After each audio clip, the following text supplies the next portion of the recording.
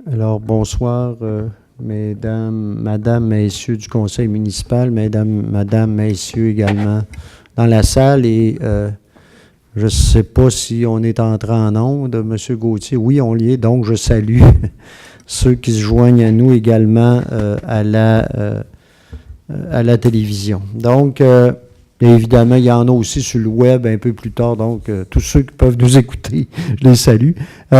Et sans plus tarder, je vais tout de suite demander à M.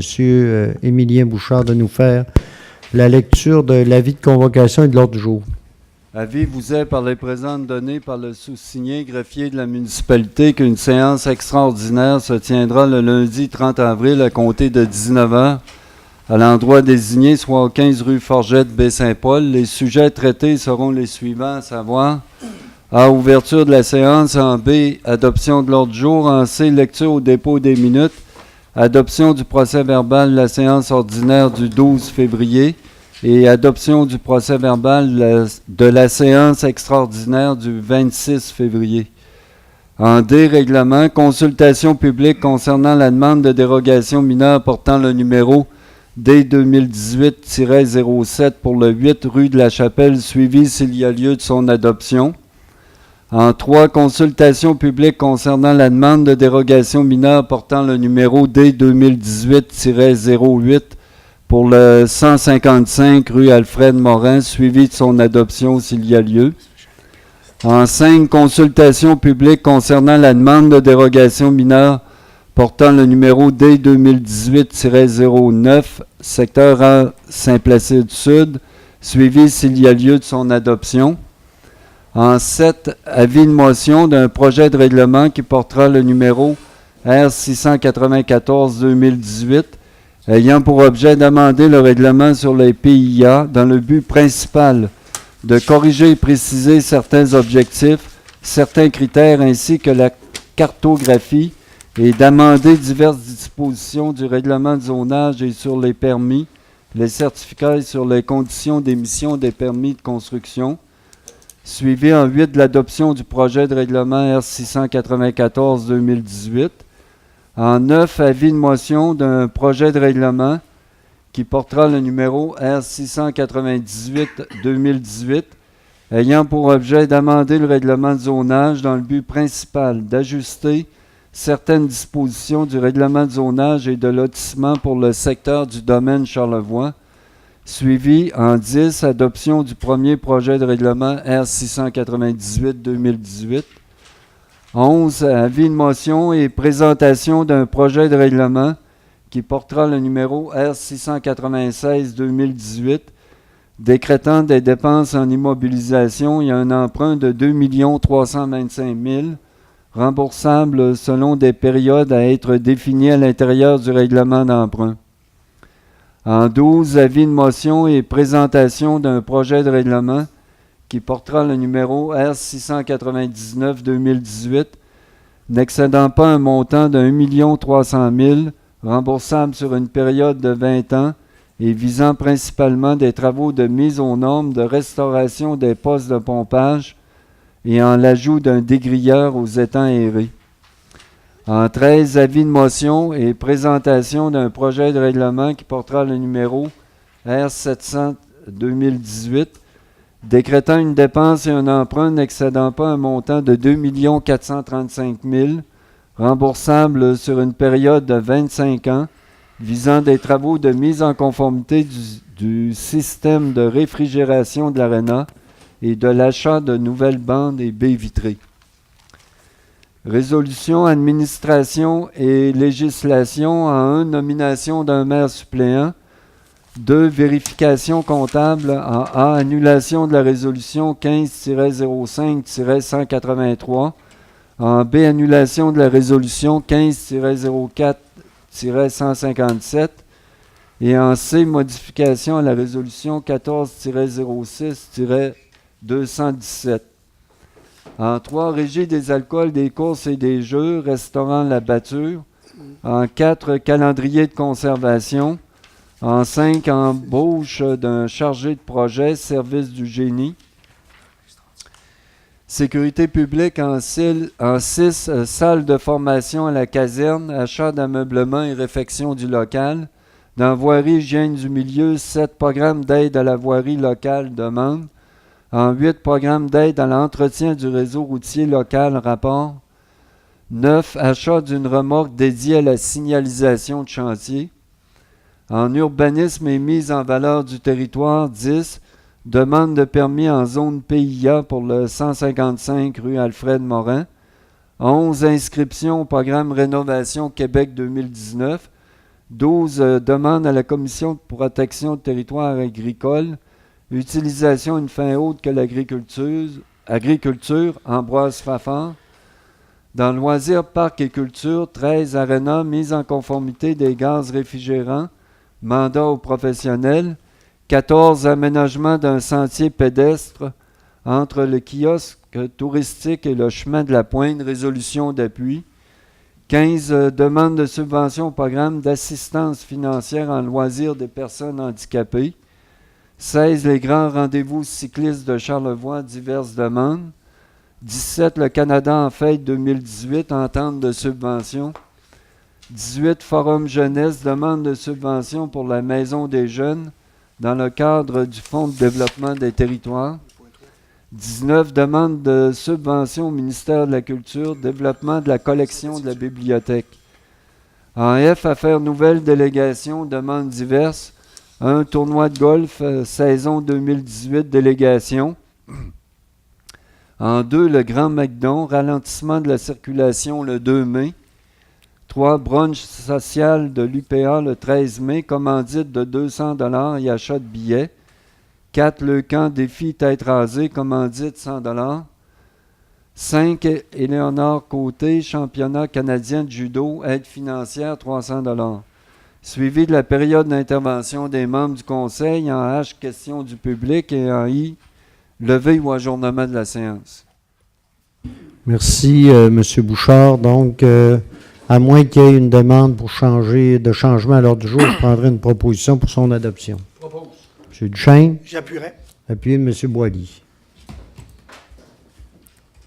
Donc, au dépôt des minutes, on a l'adoption du procès verbal de la séance ordinaire du 12 février 2018. Chacun des membres du conseil en a eu copie. Il y a eu des questions posées, des commentaires aussi. Donc, s'il y a une proposition pour l'adoption. Proposé. M. Fizette, est-ce que c'est appuyé? J'appuie. Appuyé, M. Duchesne, ça va pour tout le monde? Des questions de suivi ou choses de genre, ça va? Maintenant, l'adoption du procès-verbal de la séance extraordinaire du 26 février 2018. Donc, est-ce qu'il y a une proposition? Oui. M. Fizette, est-ce que c'est appuyé? M. Boily. Maintenant, consultation publique concernant la demande de dérogation mineure portant le numéro D 2018. D 2018-07. Donc, pour le 8 rue de la Chapelle. Donc, on est en période de consultation publique. La nature de la demande, c'est d'autoriser une marge de recul arrière. On a ici, voilà, cela. Donc, une marge de recul arrière de 6,25 mètres pour un agrandissement résidentiel, alors que le minimum prescrit est de 7,50 mètres. Les commentaires ici qu'il y a du service d'urbanisme, c'est que l'agrandissement projeté sera implanté au même endroit où il y a une terrasse présentement. L'agrandissement projeté sera de la même hauteur que le bâtiment principal. Également, ce sera la même architecture que le bâtiment principal et comportera des revêtements extérieurs semblables. L'impact visuel de l'agrandissement par rapport au voisinage est faible dû à une haie de cèdre ainsi qu'à l'aménagement paysager déjà en place. Donc voilà. Est-ce qu'il y a des gens qui auraient des questions particulières ou des commentaires par rapport à cette demande-ci de dérogation mineure? Ça va. Je veux rappeler, que le comité consultatif d'urbanisme, vous savez que dans la loi, chaque demande de dérogation mineure doit être analysée par le comité consultatif d'urbanisme. Donc, la recommandation ici est positive. Donc, le comité consultatif d'urbanisme recommande au conseil d'accepter cette dérogation-là. Donc, ça va, je vais clore la période de consultation publique et demander une proposition au conseil en lien avec ce projet-là. Je propose. M. Boily, vous proposez donc l'acceptation de la dérogation. Oui. Ça va, c'est appuyé? Oui. M. Duchesne, ça va pour tout le monde? Maintenant, consultation publique maintenant concernant la demande de dérogation mineure D 2018-08 pour le 155 rue Alfred Morin. Donc, on a ici un croquis là, de l'implantation dans ce secteur-là. Donc, la nature de la demande, c'est en 4 volets. Donc, la première, c'est d'autoriser l'implantation d'un bâtiment complémentaire en cours avant, alors que c'est interdit. Autoriser une marge de recul de 5,8 mètres pour un bâtiment complémentaire, alors que le minimum prescrit est de 6 mètres. Autoriser dans un cul-de-sac un sac de virage d'un diamètre de 27 mètres, alors que le minimum prescrit est de 30 mètres. Et autoriser une case de stationnement à 0 mètre d'une bordure de rue, alors que le minimum prescrit est de 1,5 mètres. Voilà. Évidemment, si cette dérogation-là arrive ici, c'est en lien aussi avec une situation particulière dans ce coin-là. Et on sait avec le type de projet qu'il y a là-bas suite à l'implantation et de la rue et de l'ensemble des bâtiments dans ce secteur-là, il y a des particularités là, qui nous mènent à cette demande-ci. Donc, voilà, telle que son utilité. Donc, les commentaires, il y a eu des commentaires. Ces commentaires-là, ils ont été faits au CCU. Ils ont eu l'information sur le bâtiment tel que son utilité et la justification de ses dimensions. Donc, parce que c'est quand même assez important comme bâtiment. Considérant que les travaux d'aménagement du terrain ont déjà été exécutés, donc les travaux d'aménagement dans ce secteur-là, ils ont été faits. Le terrain est, dans le cas ici du CCU, c'est les commentaires du CCU que je vous donne. Le terrain est assez vaste, le propriétaire pourrait évaluer une implantation ailleurs qu'en cours avant d'un bâtiment principal. L'aménagement paysager du terrain qui inclut des buts paysagères a été fait sans prendre en compte le bâtiment complémentaire. L'implantation du bâtiment projeté en cours avant aura un impact visuel majeur. Donc, il se situerait à seulement 5,8 mètres de la bordure de rue. L'implantation du bâtiment complémentaire projeté en cours avant aura un impact visuel majeur puisqu'il aurait des dimensions de 11,88 mètres par 5,48. Le cercle de virage est déjà aménagé. On dit ici, considérant qu'un cercle de virage conforme à l'article 38 du règlement de la semaine ne permettrait pas l'implantation du bâtiment de la phase 3.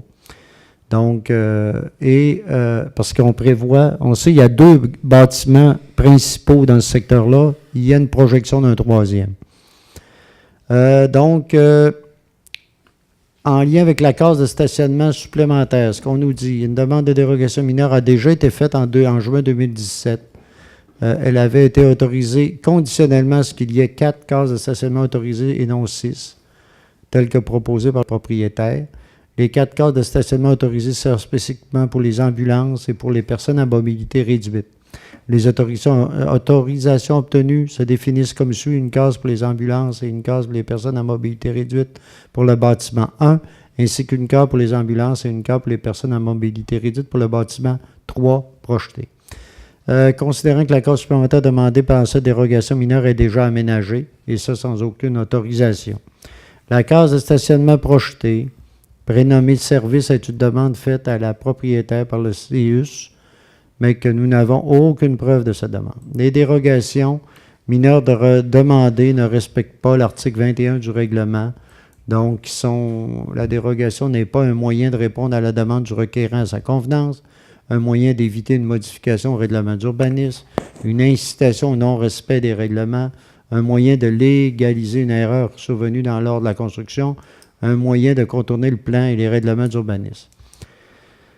Tous ces considérants-là, au niveau du CCU, dans l'argumentaire du CCU, en arrive à dire que, donc, la recommandation du CCU, là, je vous donne la recommandation, c'est de refuser les dérogations mineures suivantes, soit l'autorisation du bâtiment et la marge de recul de 5,8 mètres.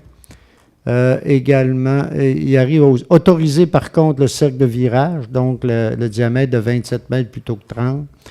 Et il est recommandé de refuser la case de stationnement à 0 mètre d'une bordure de rue alors que le minimum prescrit est de 1,5 mètre. On est en consultation publique. Est-ce qu'il y en a qui sont ici? Je comprends que les propriétaires sont là. Madame, vous pouvez aller au micro.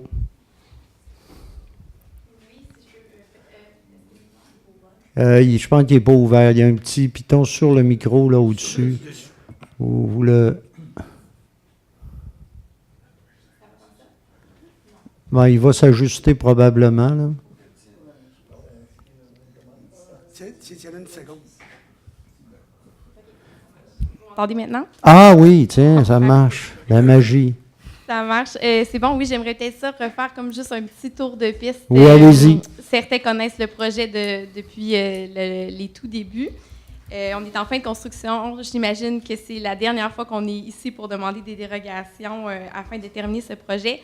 Au départ de l'histoire, on a répondu à un appel d'offres en un premier temps. Donc, on a des choses auxquelles on s'est engagé, des choses qui étaient demandées dans notre appel d'offres, juste pour qu'on se remette ça en tête. Et aussi, on répond aux besoins des usagers qui sont dans ces bâtiments-là. Là, on parle surtout du bâtiment 1, donc 20 personnes âgées qui résident au 155 Alfred-Morin. Quand vous parlez d'un appel d'offres, c'est par le CIUS, c'est l'appel d'offres du CIUS à laquelle vous avez répondu. Oui, exactement. Donc, on a gagné un appel d'offres qui nous a permis de bâtir les bâtiments. Donc, il y a dans le fond, on s'était engagé, si je parle du bâtiment de rangement en premier, dans le fond, on s'est engagé à construire des casiers de rangement pour chacun de nos résidents. Donc, pour les deux bâtiments, on a 40 résidents, donc 40 casiers de rangement. Ce qui explique la superficie. Puis aussi, chacun des résidents a sa chaise de patio, dans le fond, qu'on remise là durant l'hiver, au-dessus du casier. Ce qui explique la hauteur de 9 pieds. Ce qu'on a fait, dans le fond, suite aux modifications de nos plans d'implantation au printemps dernier, on a retravaillé fort avec nos architectes paysagistes et l'architecte en bâtiment pour positionner au mieux possible le bâtiment de rangement. C'est le seul endroit qui est possible, dans le fond, sur tout le terrain. Le reste est occupé entièrement par les cours arrière, les cours latérales des résidents. Il reste juste l'espace en façade, en fait. Donc, on a choisi le meilleur angle et le meilleur endroit, ce qui va être le plus caché de la rue Alfred-Morin. Fait que je comprends qu'il n'est pas caché à 100% sur la nouvelle rue, mais la rue Alfred-Morin, il est comme derrière la garderie, derrière un buton, derrière les headsets.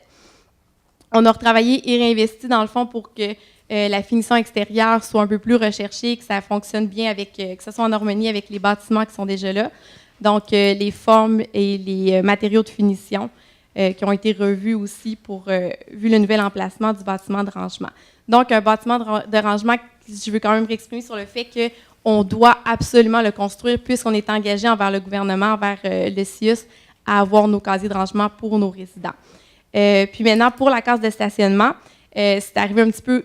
Oui, en plus, elle est construite parce que c'est arrivé dans le bouleversement du printemps dernier, au moment où on devait faire les infrastructures et qu'il y a eu des changements apportés pour que ce soit une rue municipalisée. On est allé vraiment au minimum pour les besoins de la clientèle et les besoins d'accessibilité universelle envers lesquels on s'est engagé envers le CIUS. Nous avons la case pour l'ambulance, la case pour les personnes à mobilité réduite, puis une case de service. Puis cette case de service-là, dans le fond, ce à quoi elle sert le plus, c'est les infirmières du soutien à domicile et infirmiers qui viennent plusieurs fois par jour voir nos résidents, donc qui ont besoin d'une case de proximité parce qu'ils ont dans le fond, des grosses valises, les dossiers des clients, etc. Ou sinon, quand les familles viennent pour un aménagement ou un déménagement. Donc, on ne peut pas utiliser la case mobilité réduite ni la case ambulance. Donc, c'est comme un minimum de 3 cases de proximité. En même temps, je comprends que le règlement, c'est pour la sécurité, mais c'est un peu une petite rue desserte quand même parce qu'il n'y a pas une circulation très affluente dans ce secteur-là. c'est un petit peu les points que je voulais vous rapporter. Je ne sais pas si vous avez des questions ou est-ce qu'on peut faire dessus. Ça va? Oui, M. Boilly. Madame Fort, bonjour.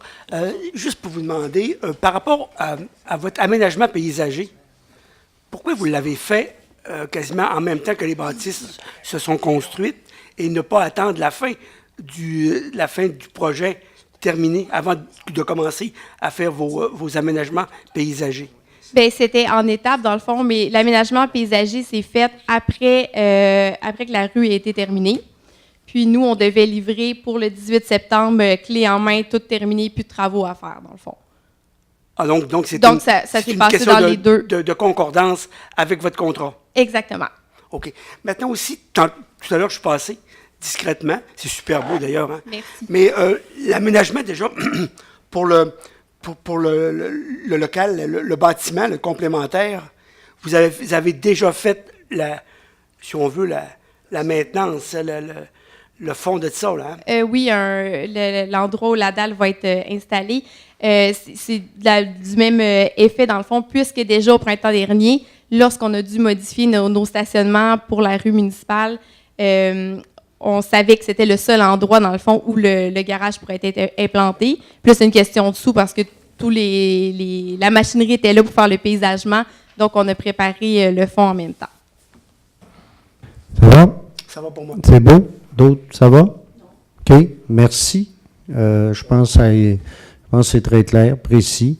Donc, voilà, maintenant, je sais que ce matin, on en parlait, je sais qu'il y avait une proposition, malgré là, ce que j'ai lu tantôt, il y a une proposition du Conseil qui s'en vient d'accepter l'ensemble de la dérogation mineure, donc les 4 éléments. Donc, je vais voir si le Conseil, là, s'il y a quelqu'un qui veut en faire la proposition. M. Fizette, est-ce que c'est appuyé? Je vais l'appuyer. Appuyé de? Ah, M. Pilote. Donc, Mme Lamy, vous allez demander le vote. Voulez-vous oui. émettre certains commentaires? Oui, absolument. J'en ai pas beaucoup à faire parce que, dans le fond, comme vous savez, je suis au CCU et puis je suis solidaire des décisions. Quand je suis d'accord avec les décisions que prend le CCU, les recommandations qu'il fait au Conseil. Quand je suis d'accord, forcément, je les défends, puisque j'ai déjà voté une première fois. Il n'y a pas d'éléments nouveaux, en tout cas dans ce que vous apportez ce soir, qui me permettent de changer mon avis par rapport à ce qui a été, par rapport aux recommandations du CCU. Je dois dire que j'ai beaucoup de malaise parce que à part ce qui est mentionné, ce que je ne répéterai pas, mais en d'autres mots, quand M. Boilly vous demandait tout à l'heure par rapport à votre aménagement, vous dites que vous deviez régler parce que c'était votre contrat qui le spécifiait et tout ça. Dans votre contrat, si je vous ai bien entendu tout à l'heure, vous avez dit que vous deviez aussi avoir, pour vous conformer au contrat, avoir un immeuble de rangement. Donc déjà, au moment où vous avez fait votre aménagement, vous saviez que vous deviez avoir un immeuble de rangement. Alors, c'est pour ça que j'ai de la misère un peu, j'essaie de comprendre pourquoi, si vous le saviez à ce moment-là, pourquoi, en faisant votre aménagement, parce qu'on a trouvé, nous, en regardant les plans, parce que là, on ne les a pas au complet ce soir, on les a en plus gros, là, on a trouvé un endroit où l'aménagement était fait, ou qui aurait bien fait pour le bâtiment en question, et qui n'aurait pas eu les inconvénients qu'on reproche à ce bâtiment-là qui se trouve en façade face à une rue. Et vous auriez pu le faire à ce moment-là et puis compléter vos aménagements. Ça fait que j'ai de la misère, moi, dans la séquence et dans la chronicité de ce que vous invoquez, j'ai un peu de misère avec votre décision de quand même placer le bâtiment en question là où vous le demandez maintenant, alors que vous auriez pu, avant de compléter vos aménagements, le placer à un endroit qui est beaucoup plus favorable, où vous aviez le terrain suffisamment pour le faire. Je vous avoue que ça, je comprends mal, mais de toute façon, je suis minoritaire. Je vais juste expliquer ma position, là. J'ai de la difficulté un petit peu à saisir la logique de votre démarche, en l'occurrence. Oui, ça va? Oui, M. Fizet, vous vouliez ajouter quelque chose? Oui, s'il vous plaît. Madame Lamy, moi, ce que j'en ai compris par rapport à ça, c'est que effectivement, ça avait été prévu au départ à un endroit spécifique, lequel n'était plus praticable en raison d'un déplacement d'espace stationnement, en conséquence de l'établissement d'une rue cercle de virage. Alors, c'est pour ça que il n'y a plus vraiment d'espace, puis ça reculait le fameux bâtiment vers le gros ruisseau qui est en arrière de ça. Alors, ce qui fait en sorte que, moi, quant à moi, après avoir regardé tout ça, le meilleur emplacement qu'il puisse y avoir, OK, je suis allé voir sur place, et puis je ne vois pas vraiment ailleurs que derrière la garderie. On ne voit même pas. OK, puis en plus, par rapport à la visibilité, c'est vraiment camouflé de la rue Alfred Morin. Et puis pour la nouvelle rue, vous avez quand même un buton avec des arbres qui vont prendre de l'âge, un peu comme toutes nous autres. Alors donc, ils vont être beaucoup plus à même de camoufler bien les choses. Il y a question pour Global, le dégagé du bâtiment, l'implantation du bâtiment en cours avant, bien, on parle vraiment là du côté, pas immédiatement en face du bâtiment, c'est en retrait de la devanture du bâtiment, qui, me semble-t-il, en étant installé de la manière dont les propriétaires veulent installer ça, va donner un meilleur look de cet ensemble-là. OK? Et de un. Et de deux, il est sûr qu'on parle à un moment donné que la marge de recul serait de 5,8 alors que le requis est de 6. Ben là, on parle de 7 pouces, de 20 cm. Je pense que ce ne serait pas un problème que de reculer ça en conséquence. Non, mais je dis ça à tous ceux qui veulent bien. À tous ceux qui veulent bien. Non, d'accord, je comprends ça. Mais vous n'êtes pas la seule à décider, bien sûr, puis je sais qu'on en a discuté ce matin, mais c'est des points de rappel que je voulais pour m'assurer que, parce que si on vote puis on arrive à des conclusions différentes de ce dont on a discuté, ben là, je voudrais pas qu'on ait passé à côté de ces informations-là. Concernant la case de stationnement 0 mètre, selon l'article 24 restrictions, l'alinéa D, aucune dérogation mineure ne devrait être accordée de façon à empiéter sur le fond voisin des vues droites à moins d'un mètre à moins d'un mètre 5. Alors donc, le considérant qui est là, autoriser une case de stationnement là, à 0, alors que l'exigence est de 1,5, moi je considère que ça ne s'applique pas. OK? Bâtiment complémentaire. Selon l'article 22 de l'alinéa 4e, la dérogation mineure ne porte pas atteinte à la jouissance par le propriétaire des immeubles voisins de leur droit de propriété. OK? Et c'est le cas d'ailleurs quand on regarde l'emplacement. Quant à son utilité, Madame l'a bien indiqué, l'obligation pour le centre d'organiser des espaces de rangement pour les effets personnels des résidents et puis pour garer aussi des accessoires d'entretien de l'extérieur. Et puis, concernant la bordure de rue, OK, quand on dit, oui, il y a des travaux qui ont été faits, mais il reste quand même qu'on peut laisser la chance aux coureurs en ce sens que tout ce qui a été proposé pour le transfert de cette rue-là avec virage, avec des tours de virage, là, ça a été visité, puis ça a été comme accepté, puis il y a une chaîne de rue qui a été, comment je dirais, là, qui a été affaissée là, pour permettre l'accès à une structure, à une infrastructure dans ce coin-là. Alors, je pense qu'on ne peut pas vraiment blâmer là, ces gens-là d'avoir présumé qu'il ne serait pas inadéquat que de prévoir l'aménagement d'un fond de terrain. Il est en caillou, en plus, au pire, ça se met du gazon si jamais c'était refusé. Quand on parle à un moment donné, considérant que le terrain est assez vaste, le propriétaire pourrait évaluer l'implantation ailleurs qu'en cours avant du bâtiment principal, mais cette évaluation-là a été faite, a été réalisée par les propriétaires avec des consultants en architecture, des consultants en génie. Alors donc, là, dernièrement, okay, quand il a été question là, de tout cet aménagement-là, en rapport avec la rue, puis tout ça, là, ça a tout été révisé. Parce qu'évidemment, par cette installation-là, ce que j'en ai compris, c'est que ça amenait beaucoup de changements là, dans le positionnement là, des infrastructures pour le stationnement, des infrastructures pour le bâtiment secondaire, complémentaire. Alors donc, c'est sûr qu'à quelque part, ils ont consulté un ingénieur du projet et puis l'architecte du projet. Concernant l'aménagement paysager du terrain qui inclut des bits paysagères, qui a été fait sans prendre en compte le bâtiment complémentaire, bien, moi, ce que je peux dire là-dedans, c'est que les buttes qui sont incluses n'affectent en rien l'emplacement du bâtiment complémentaire, qui demeure toujours impossible de le situer à l'arrière d'un quelconque bâtiment, que ce soit le bâtiment 1, 2 ou 3. Alors donc, ce n'est pas les buts qui peuvent faire cette différence-là. Dans le considérant du bâtiment complémentaire projeté en cours avant aura un impact visuel majeur.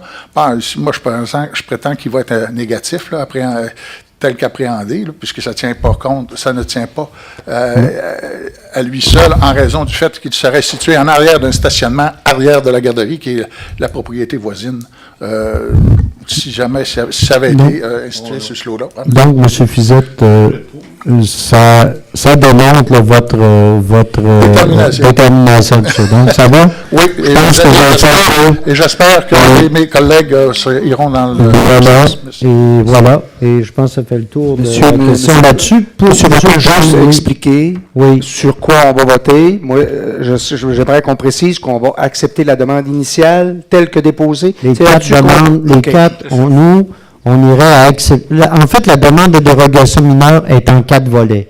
La proposition de G, c'est d'accepter les 4 volets qui sont là.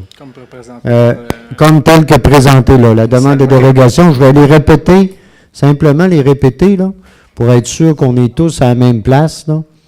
Et ils sont là, mais moi, je ne regarde pas l'écran, j'ai mal dans le cou, j'ai de la misère à me tourner. Je suis un bonhomme, il faut que je travaille avec mon show. J'ai déjà assez de travailler avec ça, Caroline. Bon. Non, les 4 éléments, c'est d'autoriser l'implantation d'un bâtiment complémentaire en cours avant alors que c'est interdit. Autoriser une marge de recul de 5,8 mètres pour un bâtiment complémentaire alors que le minimum prescrit est de 6. Le 3e élément, autoriser dans un cul-de-sac. Autoriser dans un cul-de-sac un cercle de virade d'un diamètre de 25 mètres alors que le minimum prescrit est de 30. Et 4e, autoriser une case de stationnement à 0 mètre d'une bordure de rue alors que le minimum prescrit est de 1,5 mètres. Voilà, c'est les éléments sur lesquels on vote. Et là, la proposition que j'ai, c'est d'accepter les 4 éléments de la dérogation. Moi, je voudrais simplement pas ajouter, je ne sais pas si je vais avoir à voter ou pas, je ne l'espère pas, mais ça peut arriver. Mais je veux simplement rappeler le contexte aussi de ce projet-là. Je pense que c'est important de le dire. C'est vrai que là, on travaille ici avec des particularités avec lesquelles il faut travailler. Mais il faut voir que moi, j'ai suivi ce projet-là depuis le début. Et il y en a ici autour de la table qui l'ont fait, mais de près. Et on s'est rencontrés quelques fois. Vous avez rencontré le conseil plusieurs fois. Pas le conseil, mais le CCU déjà, mais aussi le service d'urbanisme, plein de monde à la ville. Et c'est un projet qui est devenu complexe, de par son implantation, suite à toutes sortes de discussions qu'il y a eu pour implanter ce type de bâtiment-là. La question de la rue a été complexe à régler également. Et ce qu'on a là aussi, les demandes qui sont là, au-delà là, de bien des considérations, on est avec... c'est le résultat de toutes ces discussions-là. C'est pas parfait, mais c'est d'essayer de faire qu'un projet finisse avec quelque chose quand même globalement d'intéressant. Et je pense que au-delà là, de toutes les considérations, je pense que c'était ça aussi. Puis, donc, je voulais un peu contexter la chose par rapport à ça. Au-delà de ça, voici, j'ai une proposition. Quels sont ceux qui sont favorables à la proposition telle que présentée tout à l'heure? Donc, d'accepter la dérogation mineure sur ces 4 éléments. Donc, ceux qui sont contre?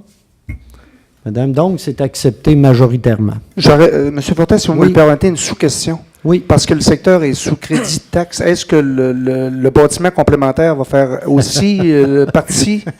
Je n'ai pas pensé ce matin de poser la question. Je ne sais pas. Probablement que oui, là, mais là, il faudrait voir. Normalement, c'est l'ensemble du projet. Ah, OK, là. C'est beau.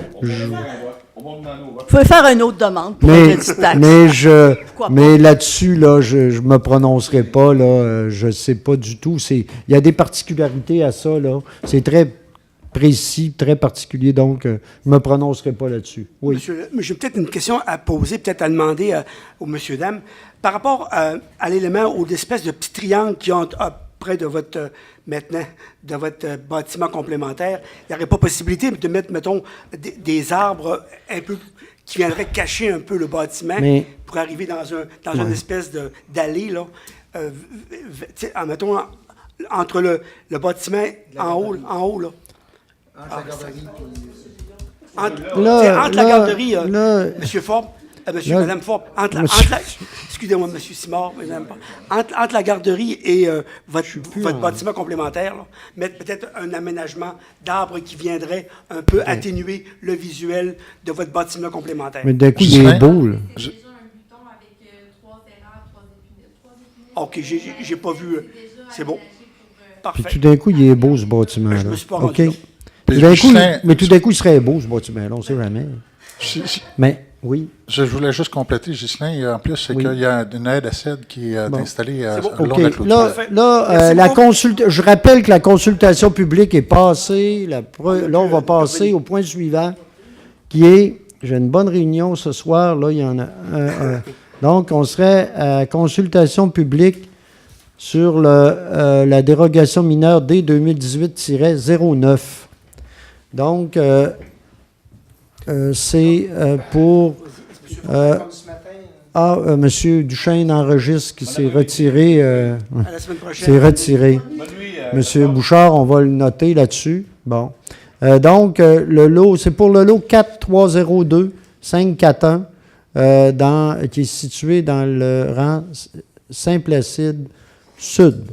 Donc, la nature de la demande de dérogation mineure ici, c'est d'autoriser une superficie au sol de 53,6 mètres carrés pour un refuge, alors que le maximum prescrit est de 31 mètres carrés. En fait, voilà. Donc, voici ce qu'on nous dit ici. L'agrandissement du refuge a été fait sans autorisation, sans permis. L'agrandissement est de 23,78 mètres. En fait, l'agrandissement, c'est une verrière. Donc, il y a eu un refuge d'ajouter une verrière. Le refuge est un bâtiment complémentaire et un refuge est un bâtiment complémentaire pour un chalet, un usage principal. Il est interdit de transformer un refuge en chalet, car le lot est enclavé. Les membres du comité considèrent que les exigences applicables donc à l'article 145.2 de le règlement sont rencontrées autrement. La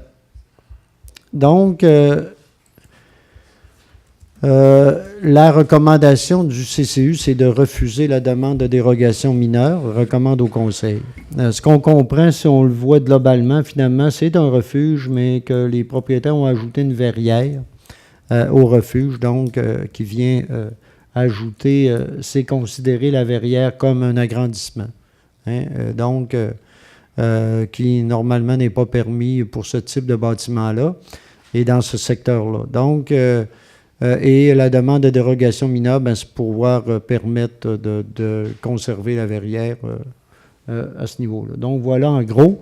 Je pense que monsieur est propriétaire. La demande vient de vous, là. Oui. Essayez de remonter le micro un peu, parce qu'il faut vraiment parler dedans. Hein? Oui. Je voulais juste préciser. Parce que je vous rappelle, vous êtes à la télévision. Juste pour vous mettre un peu de... Je voulais préciser aux membres du Conseil que c'était une galerie fermée. Il n'y a rien de... Il n'y a pas de poids, il n'y a pas d'isolation. Il n'y a rien qu'on peut rester là-dedans à l'année. Là. C'est juste pour profiter un peu plus longtemps de la saison qui sont trop courtes. Là.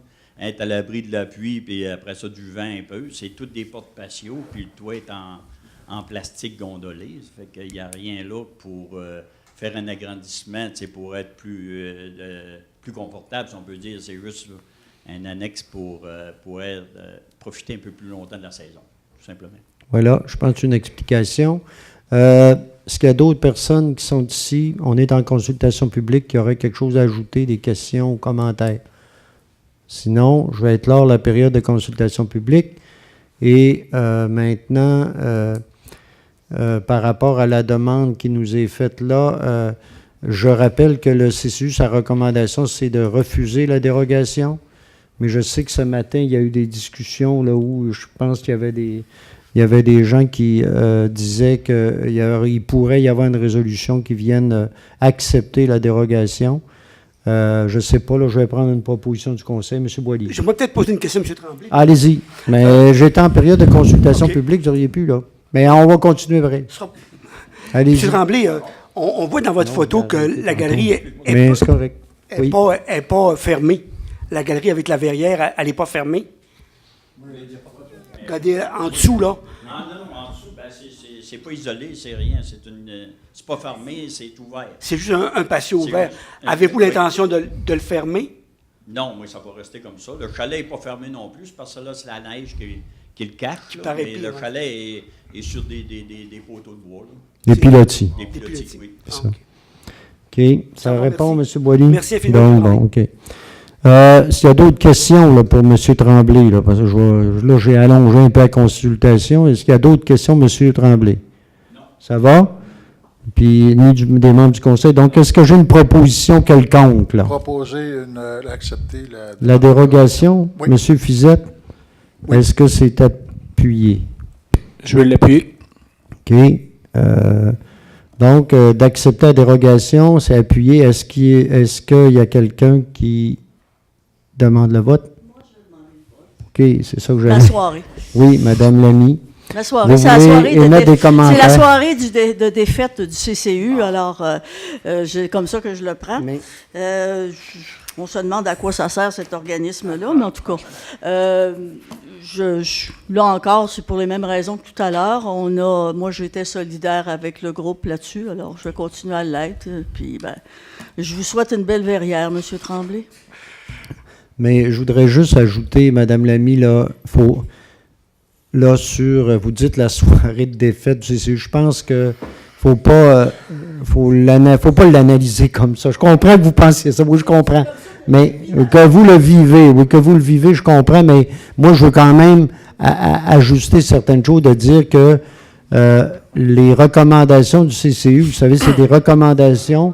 Le conseil peut avoir certaines façons de voir, puis je veux juste dire aussi, puis là, je défends rien, je veux juste mettre les choses bien précises, puis dire aussi, rappeler que, à ma connaissance, le CCU, je pense que ce CCU amène à date, dans ses recommandations, il y en a au-delà, il y a 90% des recommandations qui sont retenues par le Conseil. Il ne faut pas le voir dans une journée ou une soirée ou un cas ou un autre.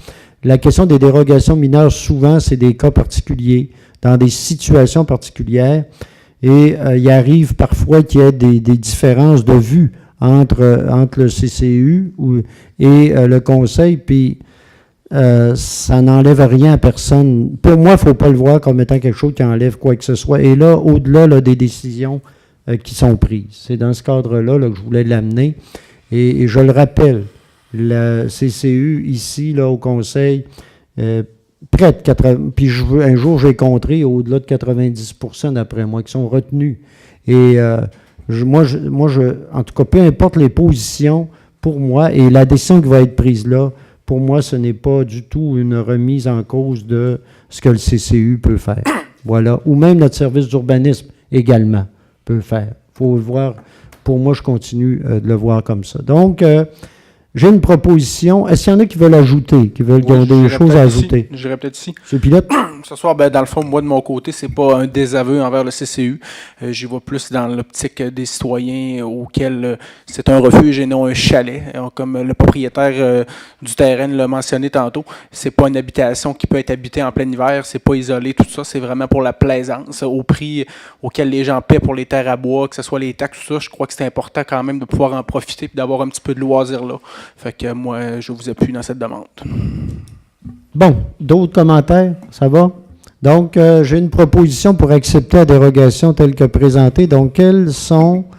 donc, je rappelle, la dérogation, c'est d'autoriser une superficie au sol de 53,6 mètres carrés pour un refuge, alors que le maximum prescrit est de 31 mètres. Et je rappelle que si jamais est accepté, ça reste un refuge, ça là. Hein? Bon, je veux bien le rappeler. Et là, donc, quels sont ceux qui sont favorables? Ceux qui sont contre? Ça va? Donc, c'est accepté majoritairement. Maintenant, avis de motion. Gaston, Ah, y a-tu quelqu'un qui est allé chercher Gaston? Il était à l'autre bout, la télé, là-bas. Ah, il était pas loin. OK. Donc, maintenant, avis de motion d'un projet de règlement qui portera le numéro R694-2018. Donc, ayant pour objet d'amender le règlement sur les PIA dans le but principal de corriger et préciser certains objectifs, certains critères, ainsi que la cartographie et d'amender diverses dispositions du règlement de zonage et sur les permis, les certificats et les conditions d'émission des permis de construction. Donc, ce règlement-là vient suite à l'usage de nos règlements d'urbanisme, de nos nouveaux règlements, qui sont encore nouveaux. Suite à l'usage, on s'est aperçu qu'il y avait parfois des imprécisions, des erreurs, des fois des omissions, des concordances aussi entre les cartes des zones et les zones comme telles et les règlements de zonage. Donc, il fallait préciser ces choses-là. Et c'est ce qu'on a fait ici. Le Conseil a pu en prendre connaissance, a pu faire ses commentaires. Et donc, on en arrive ici à présenter l'avis de motion. Donc, est-ce qu'il y a quelqu'un qui présente l'avis de motion? Je vais la présenter. M. Boily. Voilà. Et maintenant, l'adoption du projet de règlement R694-2018. Donc, est-ce qu'il y a une proposition? Je vais le proposer, M. Madame Lamy s'est appuyée de... Alors, je vais l'appuyer, mais avec une question, Duchesne. M. Fortin, Oui. comme le commentaire que j'amenais ce matin, il va être inclus, M. Bouchard, comme de quoi ce qu'on a demandé là, à l'ajout de la grille orange, qu'elle ne fasse pas partie de la résolution. Oui, ça Oui, fait oui. partie Donc, du règlement comme Oui, tel. donc ça me satisfait pleinement. Merci. OK. Donc, vous l'appuyez. Ça va pour tout le monde? Maintenant, avis de motion d'un projet de règlement numéro R698-2018, dont l'objet est d'amender le règlement de zonage dans le but principal d'ajuster certaines dispositions du règlement de zonage de lotissement pour le secteur du domaine Charlevoix. Donc, pour le domaine Charlevoix,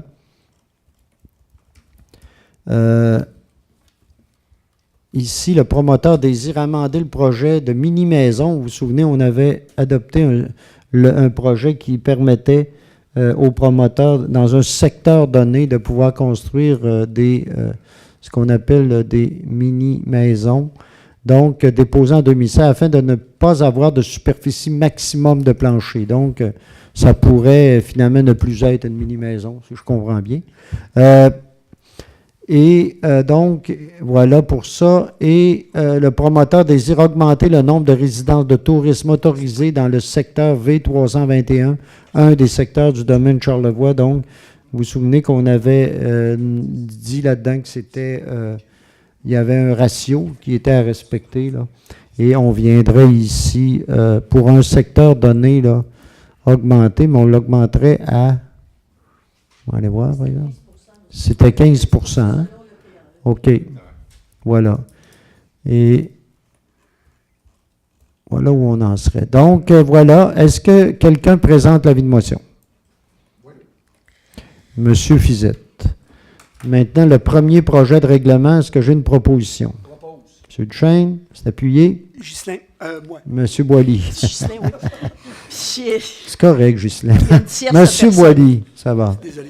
Monsieur le maire, Oui. est-ce que je peux poser une question? Allez-y, Madame Parce que Lamy. Il y a quelque chose qui m'intrigue dans Allez-y. que je ne saisis pas très bien.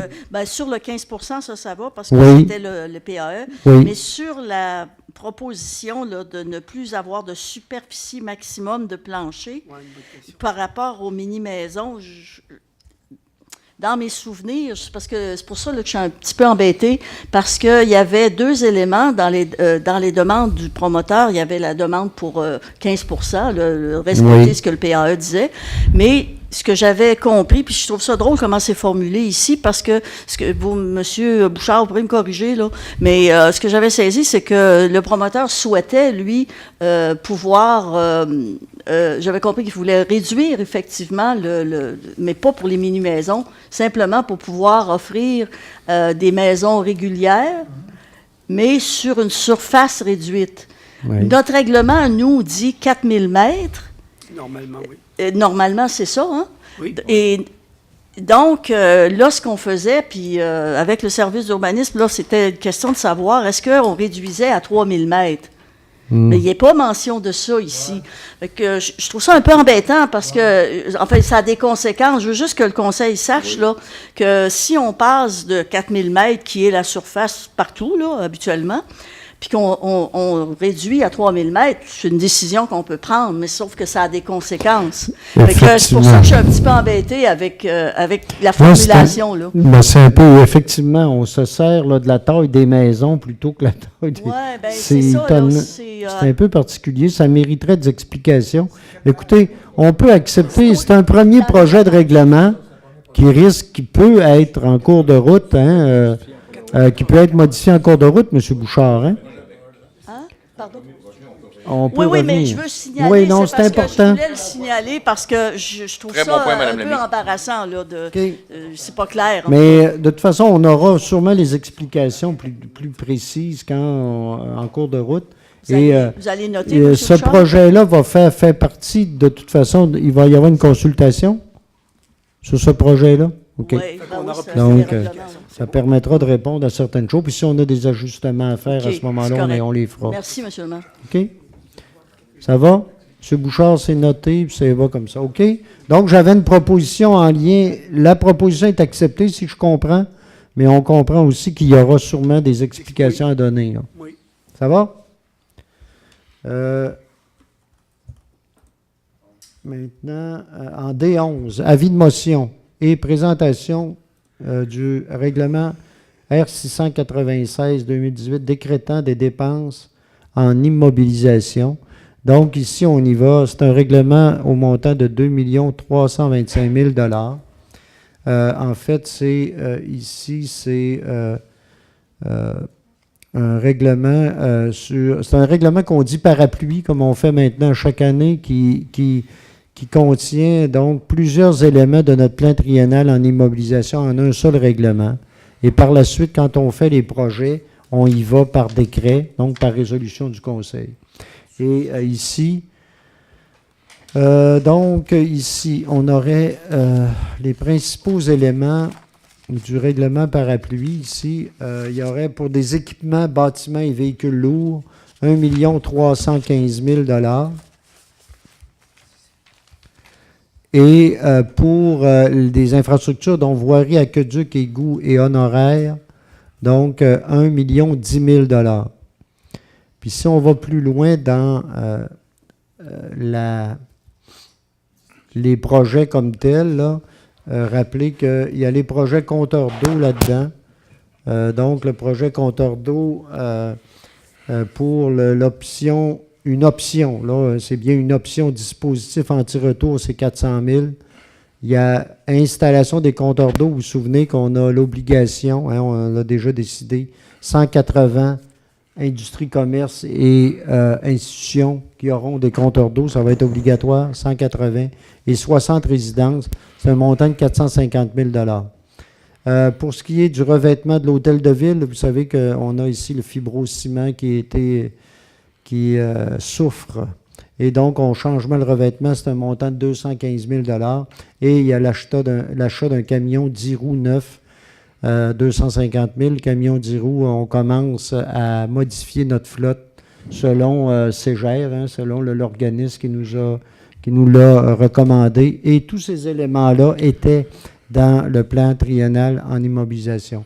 Du côté des infrastructures, on a... la réfection de l'aréna, les honoraires pour la phase 2. Tantôt, je vais revenir sur l'aréna, le projet, mais là, on aurait des honoraires pour la phase 2. Vous vous souvenez que l'aréna, ce qu'on a décidé, c'est qu'on ferait une phase 1, qui est le projet au niveau énergétique, de changer la source d'énergie au niveau CO2. On referait la glace, la patinoire, les bandes, les baies vitrées, ainsi que l'éclairage. Et on va présenter, et là, la phase 2 ici, c'est les honoraires pour arriver avec une présentation d'un projet pour revamper l'aréna. Là, on tombe dans les chambres de joueurs. On fait l'extérieur également, on améliore l'accueil Donc, l'ensemble l'ensemble du reste de l'aréna. Donc, ça va inclure cet aspect-là. Il y aurait, au niveau de l'étude de circulation, la rue Racine, toute la question de la mobilité durable, mais vous savez qu'on doit compléter ici, pour compléter le projet de l'hôpital, on a la rue Racine qui irait sortir ou entrer, parce que là, on va être dans des discussions avec le ministère des Transports, mais la rue Racine va avoir un accès ou non. On veut continuer la rue Racine qui va jusqu'à la rue Fafard. Donc ça, c'est ce qui va se faire. Donc, c'est inclus là-dedans. On voudrait faire un trottoir aussi du côté de la rue Lavoie et il y aura le mandat professionnel pour la réfection rue Leclerc. Donc, un total d'1 010 000 pour un règlement parapluie de 2 325 000 $. Donc, est-ce qu'il y a quelqu'un qui présente l'avis de motion? Je la présente. M. Duchesne. Maintenant, avis de motion et présentation du règlement qui portera le numéro R699-2018 décrétant un emprunt. Là, ici, on va décréter l'emprunt. Hein? Non, c'est un avis de motion. Voilà encore. Et donc, là-dedans, on a eu un mandat qui a été donné à des professionnels, donc le 9 avril. Donc, la révision des estimations a été réalisée. Et l'échéancier des travaux, donc, est balisé aussi en lien avec la taxe sur l'essence. Donc, c'est en lien ici avec, en fait, c'est la restauration des postes de pompage et l'ajout d'un dégrilleur. Donc, c'est en lien ici avec notre service au niveau des égouts. Donc, voilà, on va retravailler, je pense, c'est 2 pompes, c'est ça? 2 pompes et installer. L'idée étant, évidemment, en travaillant sur ces 2 pompes-là, on va ici, ça va nous coûter beaucoup moins cher en énergie parce qu'elles n'arrêtent pas de travailler, ces pompes-là. Là, on va les retravailler pour qu'elles nous coûtent moins cher. Puis, on va améliorer aussi toute la question des déversements qu'on peut avoir des chauds de gens. Le dégrilleur, bien là, il nous permet d'avoir un meilleur traitement des égouts à nos lieux, à nos bassins aérés là-bas. Donc, c'est un maximum de 1 225 000 $ qui était prévu en 2018 pour ce projet-là, sur le règlement parapluie à ce moment-là. Donc, donc, le maximum est de 1 225 000 $ si on ajoute le 220 000 de plus que ce qui était prévu. La planification des travaux, donc, ça fait partie de la planification qu'on a avec la taxe sur l'essence 2014-2018. Nos travaux devront être complétés avant le 31 décembre 2018. Et donc, si on veut respecter l'échéancier, c'est comme ça. Il y a le préachat des pompes et du dégrilleur. Certains délais hors de notre contrôle pourraient quand même affecter la planification, mais on veut essayer de faire ça le plus rapidement possible. Donc, voilà. Et il y a une bonne partie de ça qui est remboursée par la taxe d'assises. Donc, le mandat a été remboursé à 100%. Et il y a certains aspects donc, qui sont, vous voyez, là, payés par la taxe d'assises. Donc, voilà. L'estimation, restauration des postes SP1, SP2, 1 300 000 puis on exclut de ça, évidemment, les travaux des honoraires professionnels. Donc, c'est un total de 1 300 000 $ qui est, donc, c'est un avis de motion là-dessus. Excusez, M. le maire, oui. Le 1 300 000 qu'on va décréter, plus l'autre à venir tantôt, ça, c'est en plus du 2 325 000 qu'on a, l'avis de motion qui a été déposée. Oui. OK. Mais je rappelle que c'est tout fait, en lien avec notre plan triennal en immobilisation. Oui. Puis ça respecte aussi, parce que je vois dans la question, là, que ça respecte aussi la politique financière. Politique financière. pas la capacité de payer, ça, je vous laisse ce discours-là. Les contribuables, moi, je c'est une dis, autre chose. ça respecte la planification financière. Et c'est des services qu'on n'a pas le choix de faire. Là, d'accord avec vous. Les questions de pompage, je n'ai pas le choix. Non, on n'a pas le choix. Ça, je suis d'accord. Et puis là, ils sont à bout d'âge et il faut vraiment améliorer notre situation. On n'a pas le choix.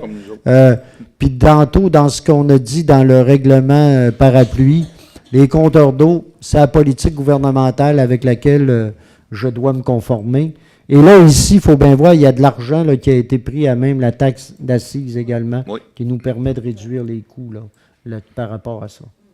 Ça va? Mais M. Fortin, il faut mentionner également qu'il n'y a pas seulement que du foncier à l'intérieur de ça, il y a de la tarification. Donc, quand on parle de ces éléments-là, on va tarifer pour tous les utilisateurs payeurs. Là. Voilà. Donc, voilà pour ces... donc, qui présente l'avis de motion? Ben, je vais le présenter, puisqu'on dépense. Là, bon, allons-y. OK.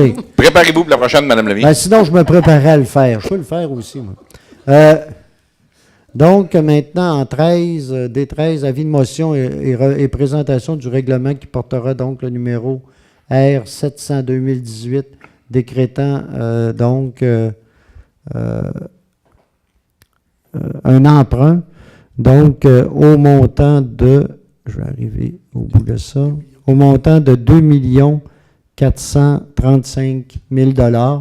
C'est ce dont je parlais tantôt. On arrive ici avec, c'est le projet d'Arena, la phase 1 de l'Arena de Baie-Saint-Paul, j'en ai parlé tout à l'heure, qui vise à refaire, à passer du fréon au CO2 au niveau de l'énergie. Encore là, on doit se conformer à la politique du gouvernement du Québec qui nous oblige d'ici à l'année 2021, je pense, à modifier, à rencontrer nos objectifs par rapport au gaz à effet de serre. Puis on vous souviendra que dans notre politique de gaz à effet de serre également, c'est un des éléments importants parce que le fréon, c'est un des endroits où on a le plus, où on en dépense le plus. C'est plus reconnu. Donc, on passera au CO2. En même temps, on refait la patinoire, les bandes, les baies vitrées.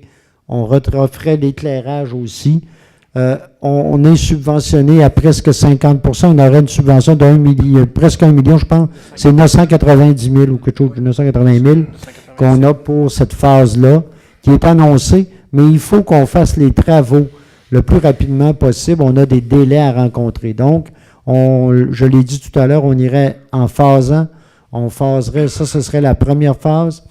Et on a tantôt, dans le règlement parapluie, parlé d'honoraires pour la deuxième phase, qui est pour un projet d'au-delà de 3 millions et quelques, qui viendrait refaire, comme je le disais tout à l'heure, les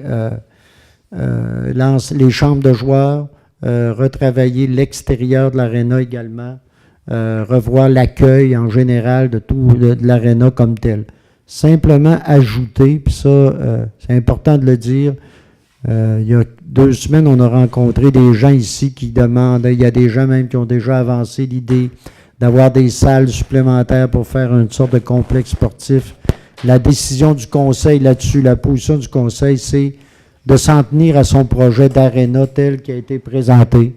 Et on va avancer avec ce projet d'aréna-là. Ça ne veut pas dire que par rapport à la disponibilité de salles, d'équipements, pour d'autres types de sports, il n'y aura rien. C'est pas ça que ça veut dire. On continue la discussion là-dessus, mais ça ne sera pas dans le cadre du projet de l'aréna. Nous, on s'en tient au projet qui avait déjà été monté et qui a déjà été déposé. Donc, voilà. Voilà pour ça. Donc, est-ce qu'il y a... Si vous me le permettez, M. Fortin, juste en ajout, pour la phase 2, les gens le savent sûrement, en février, on a fait une demande de subvention qu'on est en attente. Oui, donc, probablement qu'on va être sujet à recevoir une subvention potentielle. C'est bien de l'ajouter, effectivement.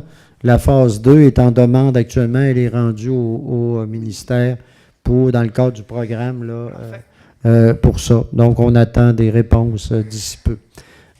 Donc, est-ce qu'il y a quelqu'un qui présente l'avis de motion? La présente. Monsieur Duchesne. Ça va?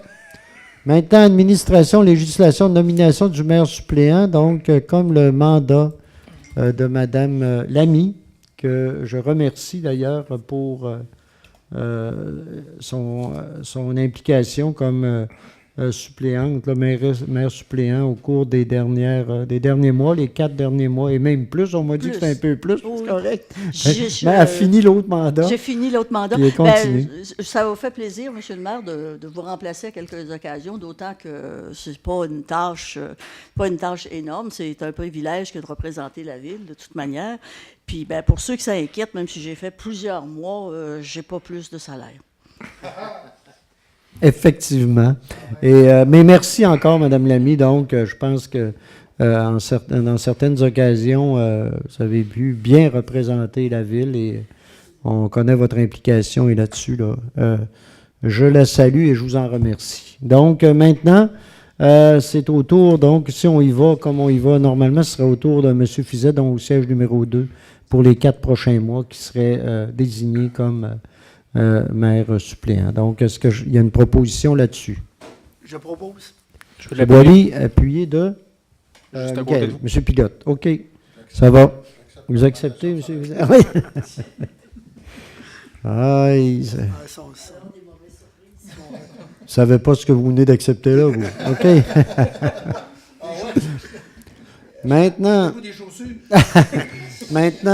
par rapport maintenant au point suivant, donc la vérification comptable. Vous savez qu'actuellement, d'ailleurs, elle est complétée, la vérification comptable. Ça me permet de rappeler que lors de la séance du 14, notre comptable sera, le représentant de la firme comptable sera là pour présenter les résultats financiers de l'année 2017 de la ville de Baie-Saint-Paul. Donc, la vérification comptable a été faite et dans ce cadre-là, il y a quelques éléments là, qui ont été vérifiés puis qu'on nous demande de corriger ou de préciser. Donc, M. Bouchard, voulez-vous... oui, allez-y. Il y en aurait 3, on irait avec la A, oui. Première résolution, le numéro 1505-183. C'était une résolution concernant un montant là, pour l'agent patrouilleur vert au montant de 10 000 qui avait été réservé à même le surplus libre.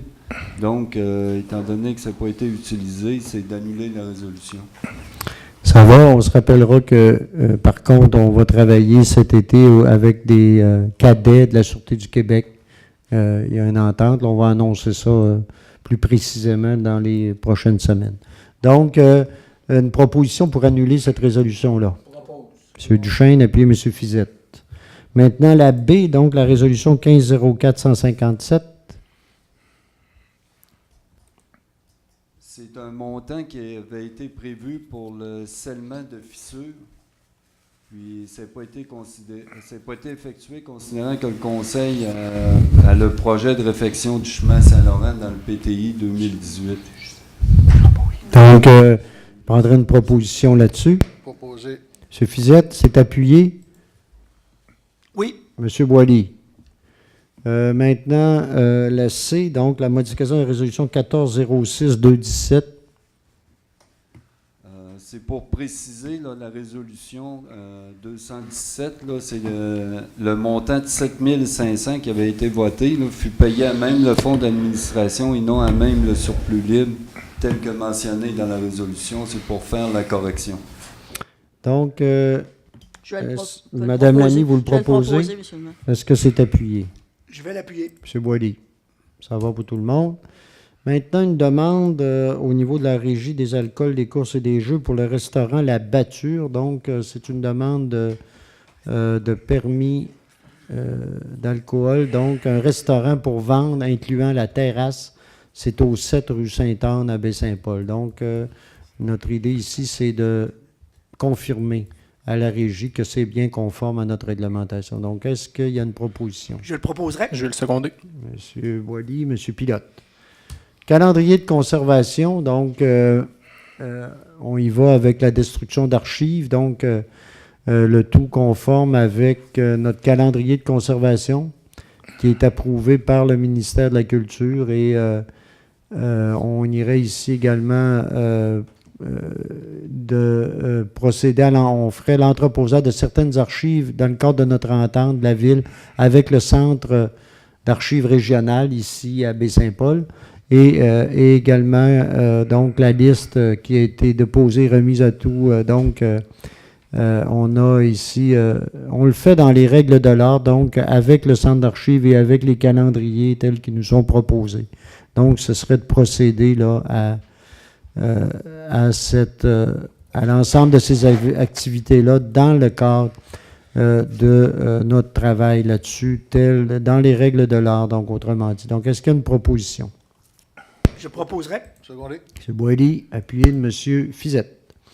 Embauche d'un chargé de projet service de génie. Vous savez, l'an dernier, nous avons, il y avait avec nous qui travaillait M. Sébastien Bouchard, qui a quitté, qui est allé travailler dans le secteur des Laurentides comme ingénieur. Et depuis ce temps-là, on est en processus pour embaucher un ingénieur. C'est pas si évident. Mais là, on arrive avec, suite à plusieurs entrevues avec quelqu'un, là, on serait prêt à engager quelqu'un comme chargé de projet avec nous. Donc, vous savez, c'est important d'avoir quelqu'un en génie qui est chargé de projet. Souvent, ça nous permet d'être à l'affût de toutes les possibilités et ce que ça nous permet parfois comme des économies parfois étonnantes. Donc, on aura un chargé de projet sur le départ de M. Bouchard. Parmi les candidatures, il y a eu 4 candidats qui ont été rencontrés. Et et tous les tests ont été faits, tout a été fait, et on procédera à l'engagement de M. Mathieu Tremblay, ce soir. Et donc, M. Tremblay a un baccalauréat en génie mécanique. Il va travailler avec le service de génie. Évidemment, en génie, il va faire beaucoup de travail en génie civil, mais l'expertise complémentaire, donc en génie mécanique, pour nous, peut être intéressante. Surtout avec le nombre de bâtiments qu'on a et ce que ça veut dire maintenant. Donc, pour nous, là, ça pourrait être un plus. M. Tremblay commencerait le 14 mai prochain. En plus, c'est intéressant parce que c'est quelqu'un d'ici, je pense, qui travaille actuellement à Québec et qui pourrait revenir à Baie-Saint-Paul. Donc, c'est intéressant là-dessus. Donc, est-ce qu'il y a une proposition? Je le proposerai et j'appuie. M. Duchesne, appuyé de M. Boilly. On le connaît. Maintenant, c'est ça, OK. On l'a élevé. Ah oui, on l'a élevé, OK. Je suis son voisin. Pas loin, semble-t-il, là. Donc, maintenant, au niveau de la salle de formation, donc, à la caserne, vous savez qu'au niveau de la caserne incendie, pour améliorer, c'est un bâtiment qui date, mais qui est entièrement rénové maintenant, on a tout changé. Par rapport à la caserne, on le sait, la ville de Baie-Saint-Paul maintenant est la responsable au niveau de la mise en commun service incendie sur l'ensemble de la MRC. Donc, il est important de compléter les travaux. Et donc, là, maintenant, il y aura une salle de formation. Donc, on peut maintenant, avec cette salle-là, donner de la formation pour l'ensemble de la région, ici, à Baie-Saint-Paul. Donc, ça devient très intéressant. Donc, on améliore le mobilier également. C'est un projet au montant de 18 000 qui va être pris à même le fonds de roulement. Voilà. Et au niveau du fonds de roulement, est-ce qu'il y a une proposition?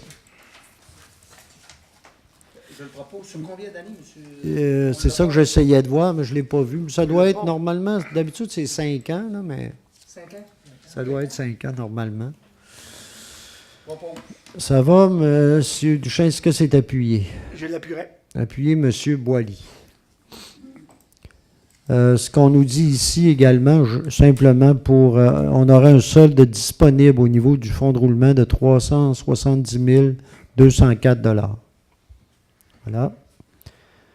Maintenant, en voirie, hygiène du milieu, donc programme d'aide à la voirie locale. Donc, ici,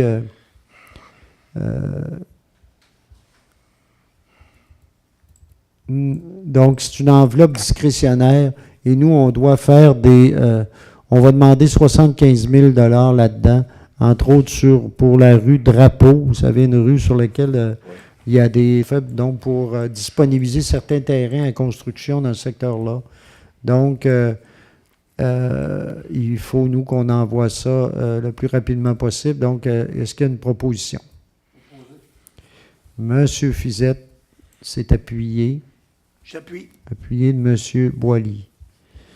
Maintenant, programme d'aide à l'entretien du réseau local. Donc, pour l'année 2017, dans le cadre du programme, il faut ici, nous, qu'on envoie... On a chaque année maintenant, depuis que maintenant les routes appartiennent aux municipalités, il y a un montant qui nous est desservi pour nous aider à faire des compensations, pour nous aider à l'entretien courant et préventif des routes locales. Donc, ici, on identifie les interventions qu'on a réalisées pour être certain qu'on a accès à cette mirifique subvention pour 100 quelques kilomètres de route de 50 quelques mille piastres. Mais quand même, c'est important. Et donc, est-ce qu'il y a une proposition là-dessus pour accepter le rapport tel que présenté? Je vais proposer, M. le maire. Ça va. Proposer, Mme Lamy, est-ce que c'est appuyé? Appuyé. Appuyé, M. Fizette. Et bien démontré que cet argent-là a été dépensé sur les routes locales de Baie-Saint-Paul. Je suis à peu près convaincu que ça l'a été. Surtout pour la rue Drapeau. Oui. Là, on en doute non, mais là, on est sur l'ensemble des routes du réseau local en dehors du périmètre. Et écoutez. Donc, voilà. Maintenant, l'achat maintenant d'une remorque dédiée à la signalisation, donc tel qui avait été prévu, tel qui a été prévu au plan triennal en immobilisation. C'est